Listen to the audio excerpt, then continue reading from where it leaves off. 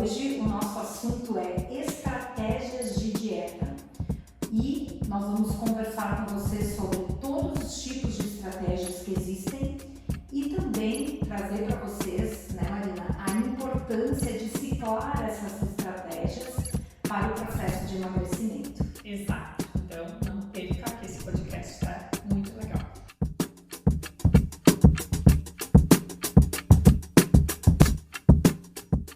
Muito bom. Então vocês devem estar se perguntando aí por onde eu devo começar, né? Porque existem tantas estratégias, tantas dietas, né, na internet aí, que vocês devem estar se perguntando, será que eu começo por onde? Será que eu tenho que fazer o jejum intermitente? Será que eu tenho que seguir uma cetogênica? Então aqui a gente vai dar o passo a passo por onde de fato você, preocupado com o emagrecimento definitivo, deve iniciar. Então, o começo, né, Marina, é sempre pela mudança da qualidade da nossa alimentação.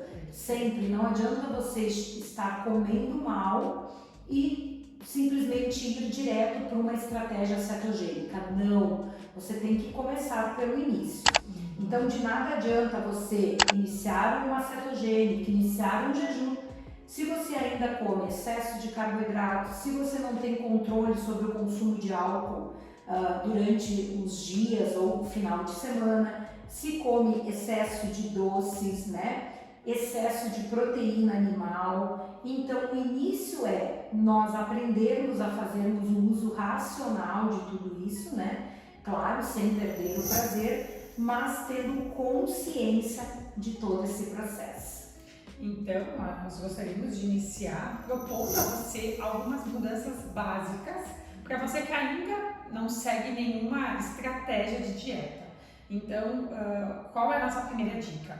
A importância da gente evitar o consumo do açúcar e tudo que tem açúcar incluído, como os refrigerantes, as bebidas adoçadas, como chás, café, os sucos concentrados, as sobremesas, os doces. Evitar também os alimentos com alto teor de farinhas, como os pães, as massas, os bolos, e aquele excesso de carboidrato em uma mesma refeição, muitas vezes misturando o consumo do pão com o bolo, por exemplo, e substituindo esses carboidratos refinados e ricos em carboidratos por porções vindas da terra, como os tubérculos, batata, aipim e os cereais integrais. Evitar o uso dos óleos hidrogenados, que ainda muitas pessoas utilizam no dia a dia. Então, substituir, né, o óleo de soja, por exemplo, pelo azeite de oliva extra virgem e aumentar o consumo das gorduras boas. Evitar o uso dos adoçantes artificiais como aspartame, a sucralose, a sacarina e evitar os produtos diet e low fat, como os biscoitos industrializados, as barrinhas de cereais, que na verdade não vai ter nutrientes interessantes para a nossa saúde. Então a base, pessoal, é a gente começar indo mais para a feira, frequentando mais a feira, consumindo menos alimentos industrializados e mais alimentos que vêm da terra, porque dessa forma a gente vai estar melhorando muito a qualidade da nossa alimentação. Nós vamos estar consumindo muito mais nutrientes e vocês que nos acompanham por aqui sabem o quanto que é importante nutrientes para a nossa saúde, afinal as nossas células elas não funcionam sem estes nutrientes. Perfeito. E quem busca, né, Marina, aquele biscoito diet light é aquele indivíduo que de fato ainda está comendo biscoito. Então, exato, ele não fez a mudança, né, do padrão alimentar. Então, comece com isso, que de fato é o início para você num caminho seguro, né, de emagrecimento definitivo. E sem contar que isso é a base, né, Vânia? A base para a alimentação. Então, nós estamos falando de estratégias de dieta, mas essa é a base. Então, a base de uma alimentação saudável não vai ser baseada em farináceos, mas sim, né, em comida de verdade. Perfeito. E aí, depois de fazer toda essa mudança que a Marina acabou de comentar, aí sim, a primeira estratégia a qual você deve seguir é uma estratégia chamada estratégia low carb. E o que é, na verdade, uma estratégia low carb? A estratégia low carb, ela tem alimentos e porções adequados, onde a gente vai ter todo o controle da carga glicêmica, que deve ser baixa, tá? E com isso, o nosso corpo ele já vai começar a entender aquilo que nós estamos querendo falar com o padrão alimentar, né? Eu costumo dizer que o alimento é para o nosso corpo informação. E no momento que a gente passa por todo esse processo que a Marina falou, de mudança do tipo de alimento, depois a gente começa a controlar o tipo de carboidrato e a quantidade desse carboidrato, o nosso corpo vai entender que nós queremos o emagrecimento. E como que a gente faz para aplicar então uma dieta low carb, tá? Vocês podem de fato manter lá de 4 a 5 refeições ao dia, você pode manter o seu café da manhã, o seu almoço, a sua janta e 1 ou 2 lanches. Por que não? Você pode. Tudo vai depender de quem é você e da sua necessidade, tá? Na verdade, a grande virada de chave da dieta low carb, eu logo vou contar para vocês, tá? Então, inicialmente dá para manter o número de refeições. Você deve ter distribuído em todas essas refeições um alimento de fonte proteica, então mantenha uma fonte proteica adequada, de boa fonte, no café da manhã, no almoço e na janta. Porém, cuidado aqui, que é um erro que muitas pessoas cometem na dieta low carb. Eu vou tirar o carboidrato e vou aumentar excessivamente a fonte de proteína. Exato. E essa dieta é um tiro no pé. Na verdade, nós temos que reduzir o aporte de carboidrato, porém sem aumentar as fontes de origem animal. Então, mantenha as quantidades de proteína animal em torno de 80 a 150 gramas por refeição. Claro que isso é muito variável, aqui nós estamos falando com um número grande de pessoas, então a gente deu uma média de 80 a 150 gramas dessa proteína por refeição, tá? E o que deve ser aumentado aqui? Vegetais, tá? Os vegetais a gente tem que aumentar o consumo, então vegetais, verduras e legumes, tá? Então dentro dessa proposta é o que de fato vai nos gerar mais saciedade. Então comece sempre com um prato cheio desses vegetais ao meio-dia, um prato cheio de vegetais à noite, e por que não a inclusão talvez de um suco verde, tá? Dê uma olhada no nosso material, que nós dispomos de uma dica lá de como montar esse suco verde. Vocês vão encontrar isso no nosso Instagram, tá? E o pulo do gato da estratégia low carb é, na verdade, a redução do carboidrato. Então você não precisa retirar o carboidrato, na verdade você precisa reduzir. Então você que está nos escutando aí, inicie reduzindo pela metade a quantidade de carboidrato que você consome, que você já está consumindo na sua dieta. Você quer uma dica? As medidas dos carboidratos, eles ficam, as porções, de 50 a 100, de 50 talvez a 120 para uma dieta, gramas, né, de carboidrato pesado, para um indivíduo que está iniciando uma estratégia low carb. Mas a dica poderia se manter em reduzir pela metade a quantidade do carboidrato que você consome hoje. Perfeito. E uma outra dica importante, né, pensando na dieta low carb, é que muitas pessoas acreditam que não tenha como consumir frutas nesse tipo de conduta. E bem pelo contrário, você pode e deve consumir as frutas. Vamos lembrar que as frutas são riquíssimas em fitoquímicos, e esses fitoquímicos são de extrema importância para a nossa saúde, eles protegem as nossas células e é de extrema importância quando a gente pensa no emagrecimento, porque tem uma ação também anti-inflamatória. A gente sabe o quanto é importante isso numa conduta para emagrecimento. Qual que é a dica que você tem que seguir quando a gente pensa no consumo de fruta? É lembrar que frutas são sim carboidratos, então a gente tem que controlar a quantidade consumida. Então indicamos de 2 a 3 porções, e que essas frutas nunca sejam consumidas juntas, mas sim separadas, por exemplo, lá nos lanches, e sempre associada com uma fonte de gordura. E pensando nisso, quando a Vani comentou a importância da dieta low carb, a gente reduzir o consumo do carboidrato, que na verdade é o que acontece na dieta low carb, e a gente manter o consumo das proteínas e aumentando o consumo de vegetais e legumes, o que também normalmente a gente vai aumentar o consumo é dos alimentos fontes de gordura, porque normalmente as pessoas consomem pouca gordura no seu dia a dia, né? Mas que tipo de gordura? Gordura de boa qualidade. Então nós estamos aqui falando, por exemplo, do abacate, do azeite de oliva, de outros óleos pensados a frio, como o óleo de abacate, o óleo de semente de uva, as bebidas vegetais à base de oleaginosas, como castanha, amêndoas, o leite de coco, as próprias sementes, como gergelim, a semente de girassol, a semente de abóbora. Então, tudo isso pode fazer parte da alimentação low carb. Essas gorduras boas, elas vão também gerar saciedade e sem contar que tem uma super ação anti-inflamatória, que, como eu já falei por aqui, é de muita importância quando a gente pensa no emagrecimento. Perfeito.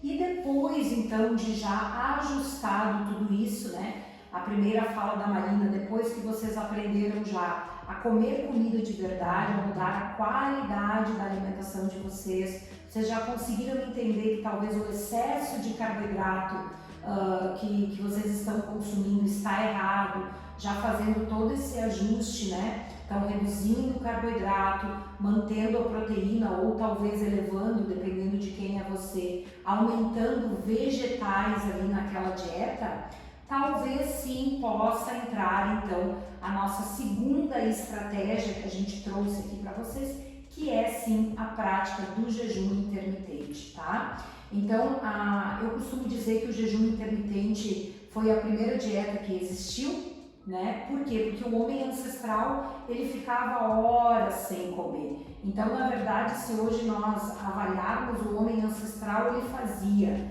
por períodos, olha que inteligente isso que eu tô lembrando agora. Ele fazia todo tipo de dieta. Ele fazia o jejum intermitente, ele fazia low carb, depois nós vamos falar sobre cetogênica, sobre FMD, talvez por ele não ter uma oferta sempre a privação e dependendo de que época que ele vivia, talvez ele fazia o rodízio de todos esses ciclos de estratégias. E quem sabe não era uma das formas que mantinha ele saudável, né? Então o jejum ele é uma prática normal, uma prática saudável, que deve ser incluída sim por um indivíduo que pensa em saúde e emagrecimento.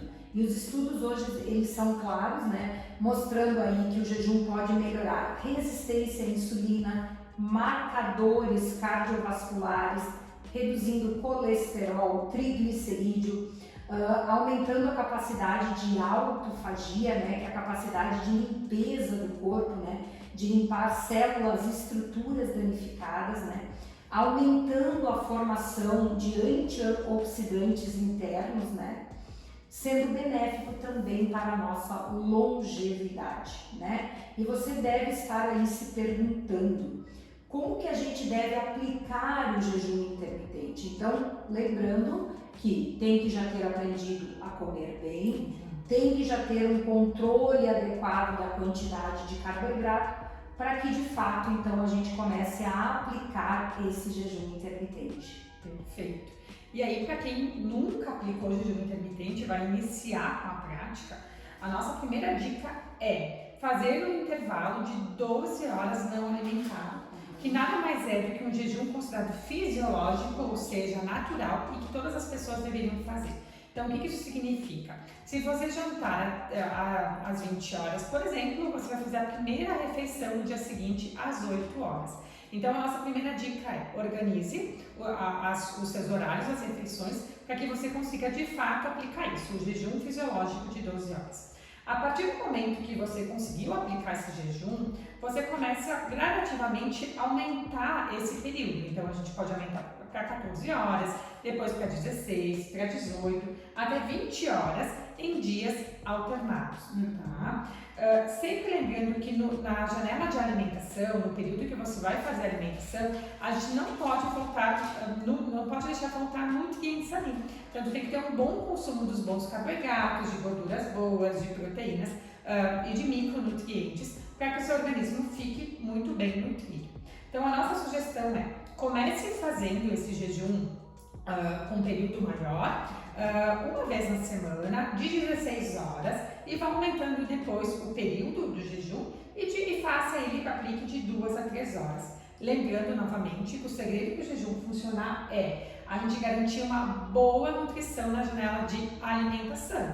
Então, por exemplo, a gente vai fazer um jejum de 16 horas, então a gente vai jantar até as 20 horas, e no dia seguinte a gente vai fazer a primeira refeição do dia, por exemplo, às 12 horas. E aí a gente precisa que nesse período que a gente vai se alimentar, ter uma alimentação muito bem nutritiva. Por isso, como a Vani falou, essa estratégia é para aquela pessoa que já iniciou, que já fez todas as mudanças iniciais de base, que já controla a ingestão do consumo do carboidrato e que já tem uma alimentação bem densa, pensando em nutrientes. Tá? E para você que acha que tem dificuldade, tem entendimento sobre isso, a gente lembra aqui que nós temos o nosso projeto, o nosso programa, que é a Estratégia dos Superalimentos, onde ali a gente explica isso para vocês, e a gente tem todo um curso voltado para jejum intermitente, explicando os protocolos, como aplicar, como quebrar esse jejum, como se alimentar no período, né, de alimentação,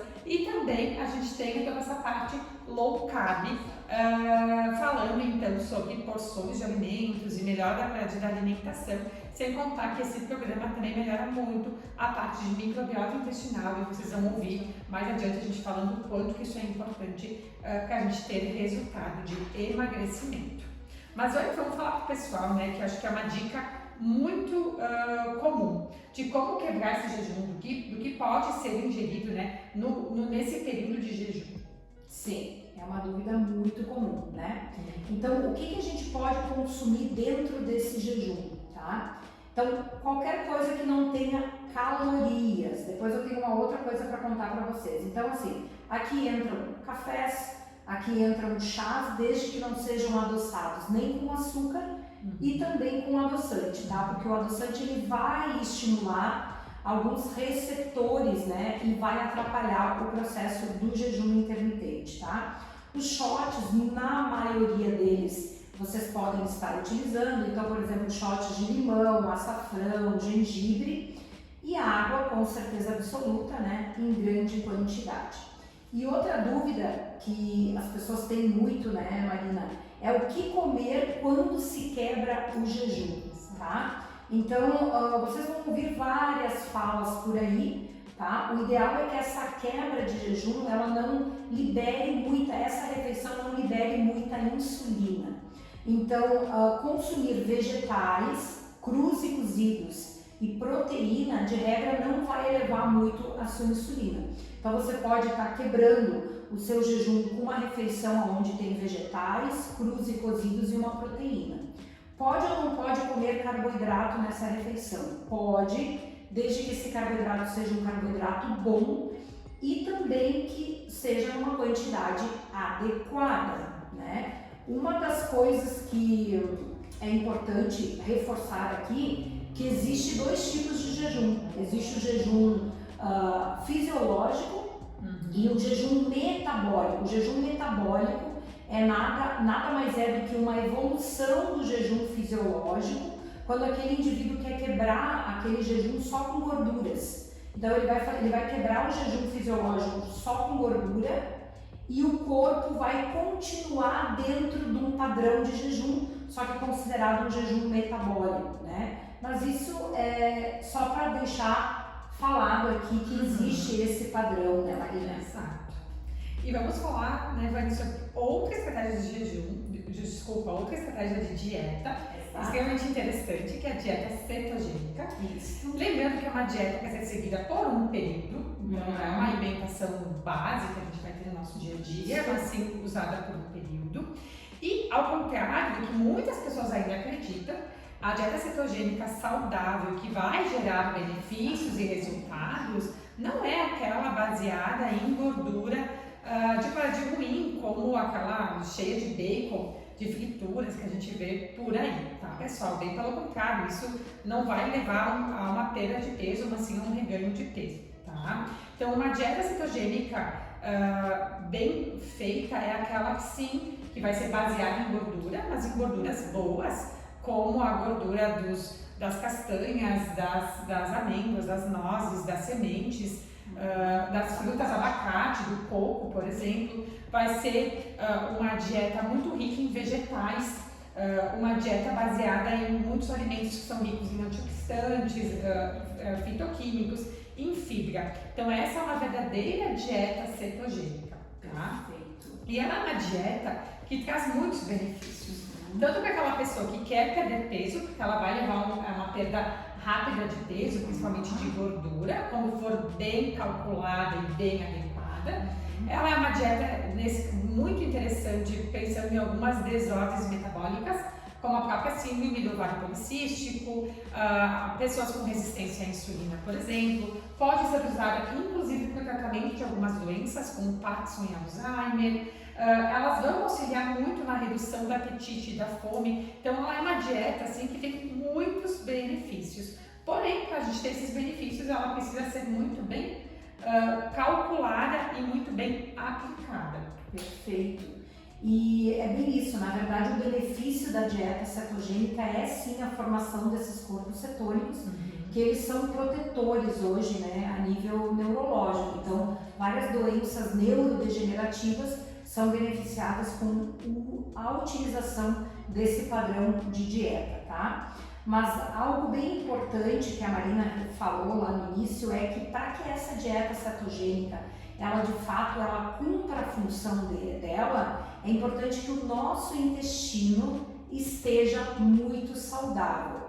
E é por isso que uma pessoa que não se alimenta adequadamente, se ela fizer uma dieta cetogênica, ela não vai ter o sucesso tanto quanto uma pessoa que já sabe comer comida de verdade, já reduziu lá, já evoluiu da comida de verdade para um padrão low carb, já aplicou o jejum e aí sim ela vai para uma estratégia cetogênica. Então é importante entender que a dieta cetogênica, bem falado pela Marina, ela não é uma dieta, não é mais a dieta do bacon do passado, ela é uma dieta que evoluiu, tem 1000 benefícios, porém, né, ela precisa ser colocada dentro de uma estratégia para o indivíduo que já vem, né, cuidando e mudando essa alimentação. Exato, e reforçando, né, Vani, que além de a gente ter um intestino super saudável, que é importante para essa dieta funcionar, nós precisamos também ter mitocôndrias funcionantes, que foi um assunto de um outro podcast nosso, falando sobre isso. E também para a gente entender que ela nunca vai ser uma dieta de entrada. Então, aquela pessoa que está fazendo uma mudança, o quanto é importante passar por tudo isso que a gente falou. Começar melhorando a qualidade da alimentação, para então com a low carb, começar a aplicar o jejum, para então fazer a dieta cetogênica, para ter resultado realmente, porque a gente precisa de vários nutrientes para essa mitocôndria funcionar e a gente precisa ensinar essa mitocôndria a usar gordura como fonte de energia, até mesmo para levar a formação, por exemplo, desses corpos cetônicos, que vai ter todo esse resultado que tu falou, que é interessante a nível cerebral, por exemplo. Exatamente, muito bem.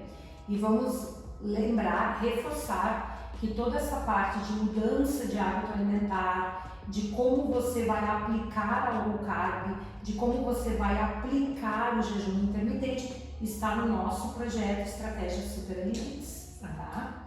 E agora eu vou falar sobre a estratégia que é com certeza a minha queridinha, que é a FMD, é a Fasting Milk Diet, que é uma conduta que imita o jejum, tá? Ela também tem que ser aplicada por um indivíduo que já teve um caminho, já sabe se alimentar adequadamente, já tem um controle adequado do consumo de carboidrato, isto é, já aplica uma estratégia low carb, né? Já talvez passou pelo jejum intermitente, para aí sim a gente fazer, né, a ciclagem dessas estratégias e entrar 5 dias no mês com essa estratégia, tá? Então, o que é essa estratégia, na verdade? É uma estratégia onde a gente reduz muito a quantidade calórica desta dieta, aonde o corpo vai entender que aquele indivíduo está dentro de uma prática de jejum